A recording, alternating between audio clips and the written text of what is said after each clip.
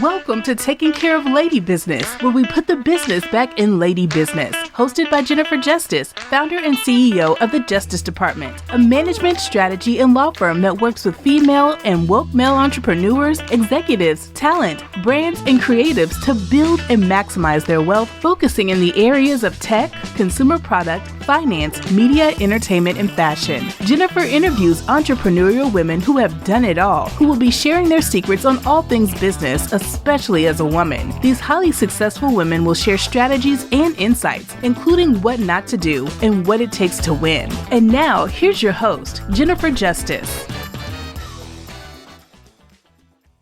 Hi, everyone. Welcome to this episode of Taking Care of a Lady Business. I'm Jennifer Justice. Today, we have the gorgeous, wonderful April Uchitel. Did I say that right? Yep. She's probably like, not exactly, but yeah, good enough. April has had many different pivots, and we're going to get into those in her career, all very exciting and amazing, career path that she's had. But right now, what she's doing is she is a co-founder of something called The Board. So we're going to learn all about what that is and how she got there. Hi, April. Hi, Jennifer.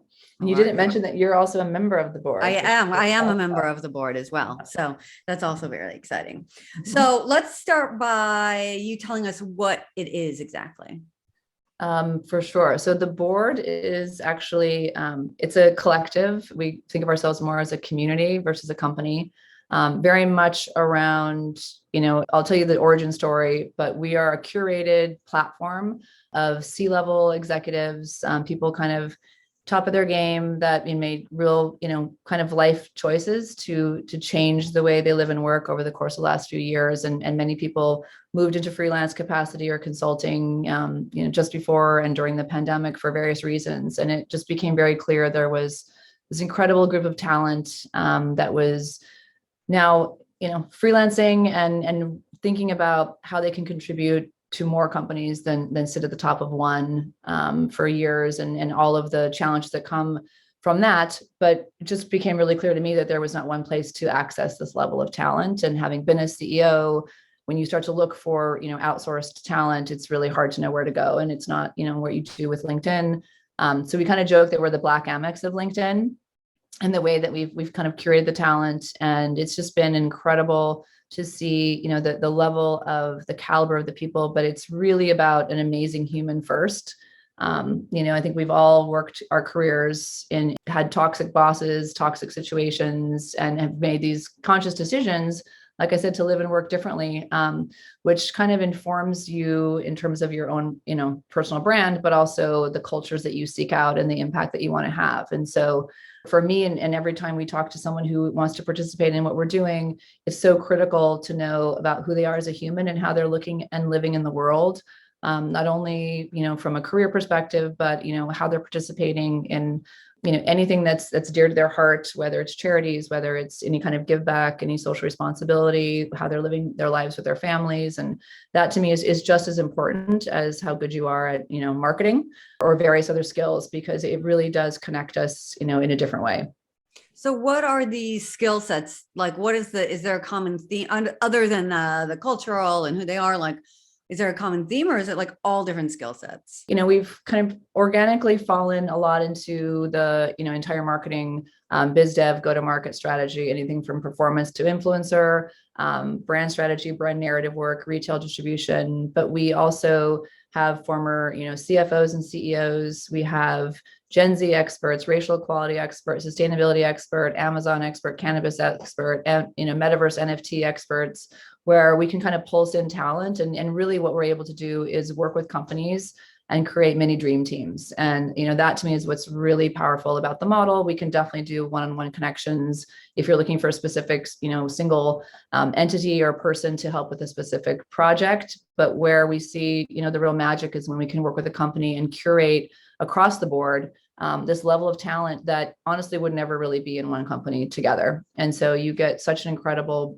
brain share from that, different perspectives. So whether we're working with companies on, strategy, surround a new vertical, pivoting in some way, thinking through exit strategies, thinking through innovation. There's so much changing by the minute. So if someone is looking a specific direction and we can pulse in, the talent that, if it is a Gen Z moment that they're going after, if it is like, how do we, really start to think about the metaverse, and we can bring in those experts for these strategy sessions, which I think is an incredible way to expand your view. But then also from those, what we call blue sky brainstorms, we can create, scopes of work, specific to the skill sets, of the board members. And the way we really work is coming in as a partner. So, we've all had experiences where the quote unquote experts come in and it really screws up culture, and the adoption is very low as to the direction given, because it feels like somewhat of an assault and not, a collaboration. And so we get on Slack channels, we work on shared Google Docs. We really do feel like an arm of the company, and therefore our level and talent can be peer to peer with their level. And there's a real ability to go quickly. There's very little learning curve, when you've been doing something that you're really good at for a while, and you can bring that expertise into a company who is seeking that. But then also, work with them to move it forward. And execution is really key to our model. We all have those strategy agencies who come in and deliver a big deck, and, ultimately you're left with execution and someone bins that deck, or it's a door stop for all those reasons that I described. And so we really want to make sure that our, companies see us as helping move things faster, not providing a resource that then they have to go somehow resource internally to execute. Okay, so you're talking like the difference really about what we all know as an agency. Yeah. You know what I mean? Who goes and like, okay, here's this thing, or a McKinsey or whatever. And it's like, okay, here's the problem. Now you go figure out how to execute on it. Right. Yeah. I mean, what we don't do is go into a dark room by ourselves and come back with a ta-da moment. I think, like I said, adoption on that is very low, because if you're inside the company, you're already wearing a lot of hats, you're already moving as fast as you can. Sometimes you don't have that objectivity, and therefore that outside point of view is so important, but they also need your help doing it, even if it's in the short term to get it up and running. So we have some cases where we've been working with a company for 9 months, 10 months, and we're able to pulse in different people for different needs. And so as the scope evolves, we can say, okay, we're great. We've executed on this. Now we want to focus more on content strategy, or we want to focus more on the VIP programs that you're working on. How do we look at subscriptions? And so we bring in different talent who that's what they've done. And so for the companies, for that same budget that they might have one person, they can get 5 people, all moving through that scope. And for the board members, when you're an independent consultant, which is scary when you first go there, and trying to think about how to promote yourself and market yourself and avoid the pump and dump and the hustle for the next project, which is the challenge in the freelance world. By having this community and this collective around you who is sharing opportunities, bringing you in to those opportunities, but you can also workshop things that you're working on outside of the board. You can use the board as a resource. You're now your network times 100 networks that are there to support each other. And I feel more than ever, we've all been talking about community for years, but, there is so much community out there. It's really identifying what is your community in terms of what you're willing to also put in. And unlike an agency where it's very top down and, the lead gen comes from the top, and then the work is spread throughout the team and they execute. And sometimes as a client, you get sold in by the top tier, and then, your project is actually executed, further down the funnel.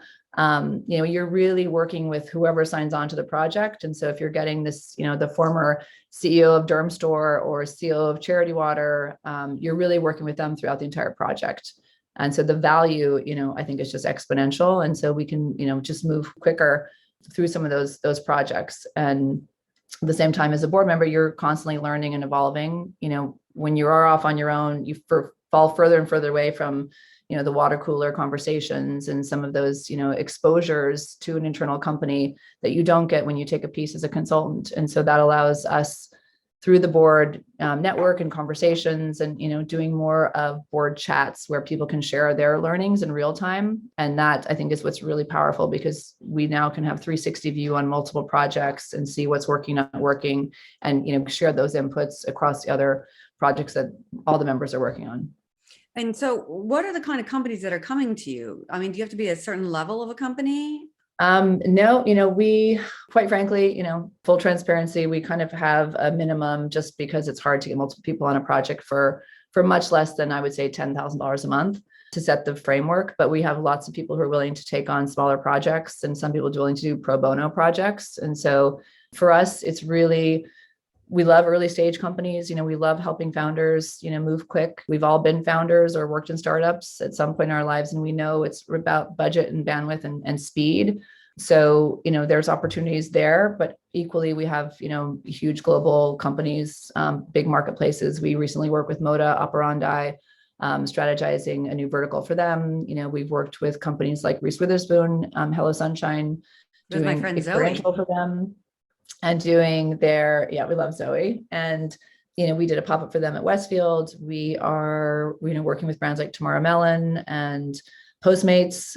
So it's a variety, but we have a lot of like new tech platforms that are going to market that really need to talk to brands and get in front of decision makers. And so if we see real value to what they're building and we can make those connections based on who we think are the best partners, we can help, cut the go-to-market time for them down dramatically, and also bring real value to the companies that we see as needing that service. Right. Tons of emerging beauty brands. I think this is a space where you're seeing more and more people enter, and it's such a crowded space. And so by helping them really think about what they're doing differently and incorporating maybe some social responsibility or incorporating sustainability, helping them really think about their narrative in a way that's not just how quickly can I get this white label product onto the shelves at Sephora. Right. And so in doing all of this, how many people are on the board now? So we're a little over 100, which is amazing. We're not quite a year old. We don't remember our official start date. We just started going last March. And we're just beyond thrilled at the outreach and the caliber. And truly, the companies that are reaching out to us are really companies in our network, and it's so much about trust. I trust you, Jen. And if you said you got to talk to this guy, I'd like, give me that phone number, and it's really the basis of years and years of working through, who's legit and who's not, and understanding who can really move things forward from agencies to other individuals. And so I think for us, the trust is the foundation of the board. And funny enough, I historically was been in fashion, tech, and beauty. And my time in tech was really about, where I learned stakeholder mentality and trying to understand how to like collectively build something. And we were a marketplace, and it was really about curating that marketplace. And then when I was the CEO at Violet Grey, and that model is very much about vetted, tested, and approved beauty products. And so we really did test all the products before we launched them. And that was about trust. And the board is kind of a mashup of those two ethos of this curated, lens, like I said, not only just based on talent skills, but also just how people, what their perspective on the world. I mean, you're such an advocate for women. There's such strength in that passion that can be brought into every project that you work on. And that's why it's such a key component to who's on the board, as to how they're also thinking and living in the world, because they bring it to the projects that they're working on, and end up really inspiring, companies and people based on those passions kind of coming together. So, I mean, let's talk, you mentioned a little bit, what your past and how you got here. So give us a little timeline of how you kind of got here, because what I find so interesting, and I know that the audience does, and women listening, is that they feel like they get into an area and then that's all they can do. Right. And it's like, no, you can use these pivots, you can do these other things. So give us a little timeline about how you got to here, and then we'll talk more about why and what you thought was so important about it. So I did 25 years in fashion. My last 9 of those were at Diane von Furstenberg, and I left there in 2011 and really just knew that I needed to get into the digital world. I always say, and it sounds kind of insulting when I hear it back, but that I didn't want to be a 50-year-old Garmento, in the way that, when you are in that business, you kind of saw people just, stay on the treadmill, and that industry was changing, and really kind of imploding. And for me, it was like, okay, this other bus is coming. How do I get on that bus? But, at my level, I couldn't start at that level. So I definitely had to go down the back of the jungle gym and come back around and climb up the other side. And I became a consultant in between. And I've been always mentoring the CFDA incubator program and working with emerging brands, and got into some digital advisory boards so I could start to learn. And then ultimately was one of my clients that I was consulting for was a tech platform called Spring.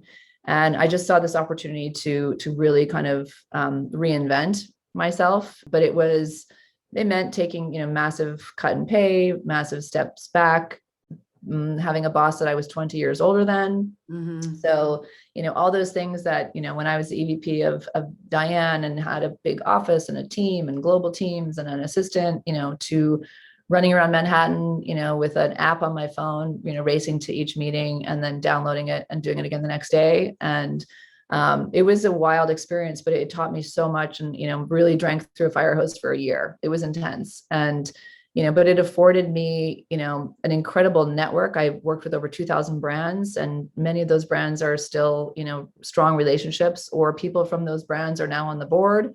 And it just changed my course. And I started working with beauty brands there and realized I had kind of grown tired of fashion and all the challenges, that are in that model. And beauty to me was much more exciting, given the evergreen, the no returns, it's like size agnostic, much more affordable, very inspirational in terms of, self-care and all the things that emotionally connect you to beauty. I moved to Los Angeles and kind of accidentally became the CEO of Violet Grey through a series of accidentally. Yeah. Because that happens to women so much. I just accidentally became the CEO. It was, an opportunity. I had known Cassandra and the founder, and she was in a time in her life where she was looking to kind of hand the keys over and focus on the art and the design of the brand and not run the business. And so I came on board and I was there almost 3 years. And, again, it was another drinking through a fire hose. Being a CEO is very different than just owning, one component of the P&L. And so it was another way to, again, kind of reinvent. And I always leverage all the relationships that you've carried along the way. And so it allowed me to work with another 130 brands, at Violet Grey. And so when it was time to go, during the pandemic, Cassandra just really wanted to take the keys back. And so we parted, and I really just did not want to be a CEO anymore. And the idea from the board stemmed with my co-founder, Anita Gatto, who I had done an event with at Violet Grey. She had an experiential agency called We Are Self-Employed and did about 150 pop-ups over the course of 5 years, from Kylie to Gucci. And her business obviously shut down during the pandemic. And so we did the thing everyone was doing. It was like the what's next calls and the, frantically texting and, having a glass of wine virtually and talking about, where do we go from here? And at that time, like I said, so many people started to text me and just say dude, I'm out. I left LA, I moved upstate, I sold my company, I got laid off, and I'm freelancing. Yeah. And that's really where the board was born, in this desire to support each other in this shift and to share opportunities and learnings. And I just was amazed at how quickly people started to reach out. As the minute we started, I changed my LinkedIn, and then people were like, dude, what's the board? I want in. I'm like, you don't even know what it is. And, the idea of, I think the name is really great. And that was something that for me, I felt like every company needs a board, but the way you actually use your board sometimes is not how you actually need to use your board. And so, having had a board at Violet Grey and realizing you have to manage investors a certain way, and you have to actually manage team a certain way, there's an in-between of help, that starts to happen at co-founder and CEO levels, that, you kind of create your other groups. You got an exec coach, you talk to all your president friends, and, those types of areas where you can actually workshop problems that you can't share up or down, talk about things you're, terrified of, or all the opportunities that you're not quite sure how to navigate, or, what's working for you, and having all those conversations. And so we're able to provide that for founders and consultants now in a very safe space, that we come in with true desire to help companies move forward, which takes the ego out, which takes the politics out, which just changes the dynamic. And as we've seen companies now go through the great resignation with, in some cases, 30 to 40% attrition of the workforce. And even at the senior level, it's true that, people just want to live and work differently. And so if we can be that bridge between the companies, because again, the trusted relationship that we have with them and the talent that we have, that's the mashup that we're looking to do. And there are lots of collectives out there, there's all degrees of ways to access talent that's fractional or freelance. And so, we really focused on that curation and that connection. Right.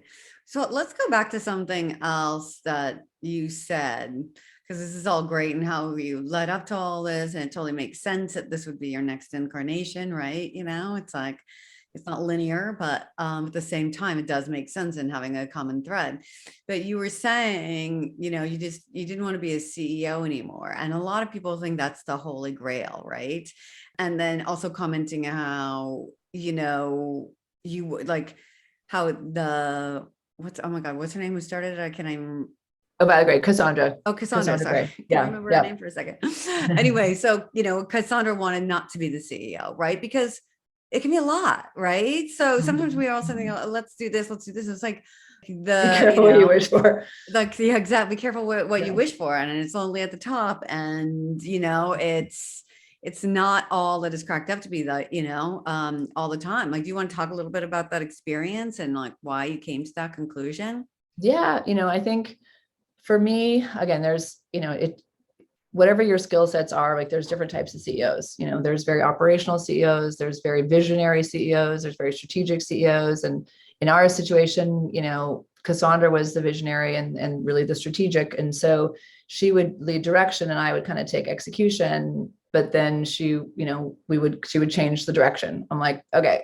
So, and that happens a lot with founders and a lot, as we all know. And for me, I guess I got to the point where it's like, I've been helping so many people build their companies, and sometimes you're aligned on the direction, sometimes you're not. And so, there's conflicts around there, but it also kind of becomes an HR job, especially, during Black Lives Matter and the pandemic and, trying to take care of all these people in a way. You're also trying to run a company and you're trying to take care of yourself.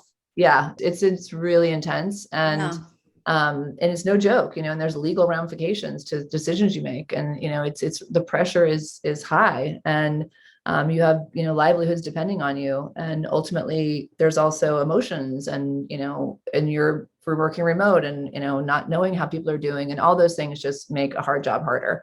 So, for the board, we kind of have no employees, we have no office. So the overhead is low, everyone's remote, everyone's kind of across the country.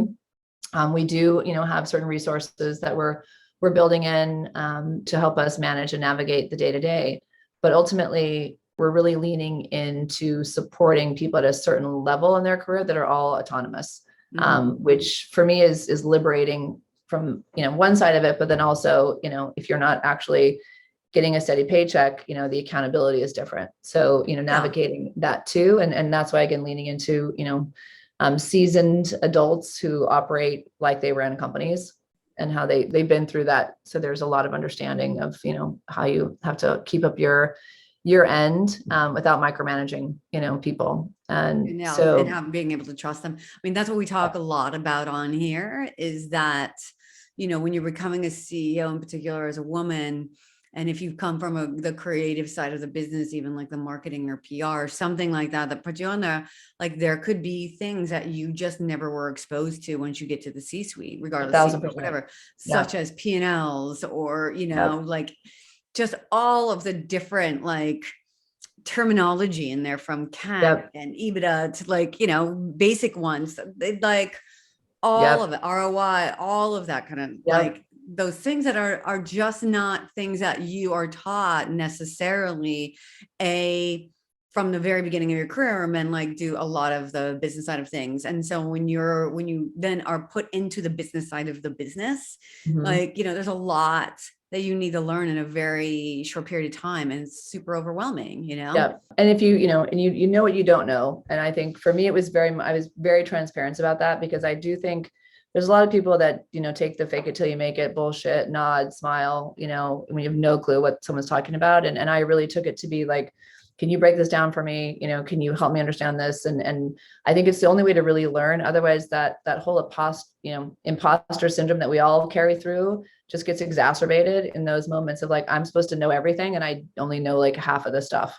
Right. And if you can't, it's hard to lead your team pretending, you have to be able to say like, hey guys, this is the first time I'm touching this, I'm going to figure this out. And this is what I think, but and that to me from a leadership style, and it works for some people just don't want to know anything. They just want to know that you got it. And other people are just like, yeah, okay, great. I can jump in and help you with this because we're on the team, and I just think there's a lot determining of who those people are. self-awareness in that, right? It's a lot of Yeah. self-awareness and like what you want to do. Like, and back to your point about the founder, like the founders, they're the visionaries. And if you are a CEO of a founder company and you're not the founder, like you have to take direction for that. And I remember when I was at Superfly, it was 4 male founders. And I remember they would like go, okay, what should we do? And I would like, okay, it's so obvious to me, like certain things. I'm like, yeah, but we're not Right. going to do that. Yeah. And it was just Yep. because they Oh, didn't have yeah. to. And I would get so frustrated. And ultimately I was like, it's on me. It's on my company. Yeah. They can do whatever they want. Yeah. And like, I'm still good friends with most of them. And like, I still talk to a lot of them. And like one of them, we met right before the pandemic, and I actually just talked to him last week. And it was the funniest thing. He was like, look, until we raised money, like we could look at you and we could be like, okay, that's great advice, JJ, but we're not going to take it. And then once the investors came on, they said the same thing. We're like, we can't tell them to fuck off. Like we can tell you, like, oh, now I'm going to do it. I was like, I told you to do that. Like, yeah, Yep. but I know. I told you so. and I that's mean, that like happened a to me. different thing, It's right? It's yeah. like dealing with investors versus dealing with your, quote unquote employees who are you're meant to be a title of yours. It's like the dynamics are all, Well, something that I don't think you consider until you get there. no. And it's like they always say like, what's your why? Right. And so sometimes, I was on the founding team of Spring, and I had a clear, like, I know that there's a huge opportunity in what we're building. And I wanted to do it with like real integrity, real, like, we're going to be the Phoenix rising from the ashes of the department store debacle. And I'm going to go get all the direct to consumer brands from Warby to Harry's to Casper to, at the time, Reformation, all the way to Gucci. And we're going to create this world that the department stores could never create. And that's going to help all the direct to consumer. It's going to bring a cool factor for the guys that have been around for, I saw it so clearly. But the minute you start to raise money and the minute you have to start to show revenue, I saw, seeing the founders of the company really start to make some really dodgy decisions. And yet I, built this company off of my personal relationships. So I remember one day I got an email from Theory and they said, dude, like, it says my stuff is on eBay powered by Spring. And I was like, well, it was awful. And they just had to start to, show revenue to the investors. And they literally said, like, fuck the fucking brands. And I'm like, I'm out, because that's not what I set up to build. And so at a certain point, if your why doesn't fit anymore, and you're not doing something that you're passionate about, and the founders take it a different direction, or life, they're in survival mode and they're just throwing to see what sticks, it gets really hard. And so, what we're really trying to be mindful about at the board is like how fast we grow. And that's the hard part in a startup. You want to do it well, not just get it done. And, so you have to have the time that it takes to really build that foundation. And some people kind of want to blow through that phase. And I get it because, the clock ticks, but at the same time, like, I've always, thought about the long game, especially in my career, of like, what's the impact that I want to have? What's the legacy? I've worked so hard on so many relationships that they're so important to me to maintain and to do the right side, be on the right side of history all the time, and not take the shortcuts and not do the quick things. And, and it's, you have to really commit to that. And yeah, it's not the most lucrative. Exactly. That's the other part. It's like you can be moving things quicker and, throw a massive membership and get 500 people here and, start to like just kind of monetize in a different way. But it's not I don't see the value of when I actually work with a board member or a client and I see the impact we're having on their business. It's so powerful, to really make an impact. And so, I'm equally on the founding team of I'm a Voter.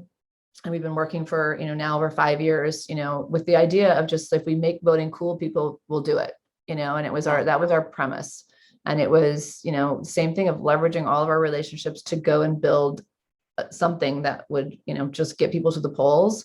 And so we figured if we can sell lipstick, we can sell voting, and there are about 28 of us initially that kind of founded that organization. And it just moved into an incredible space with, partnerships and, working with every NBA to CAA to Disney. And it was, again, based on a lot of our relationships. And so another, thing that's kind of fed into the model of the board is like, I've seen these areas work when people just like jump in and contribute, and move things forward firsthand. And so, and there's there's a real pride attached to that too, which I think is something that is equally motivating along with, a paycheck. Yeah. Is just that sense of accomplishment and actually, again, making a difference, whether it's getting, a new company out there that you really believe has a right to be there, or helping a big company, think about, new ways to engage and, do things in innovative way with substance and integrity. And, those things are really powerful. Yeah. So we're just starting. We're just starting 1 year in. I love it. 1 year. Love it. It's our 3-year anniversary of the Justice Department today, actually. That's amazing. Congratulations. No, I feel like the COVID year was like, didn't really exist. It was kind of, everything was in the ether, but yeah.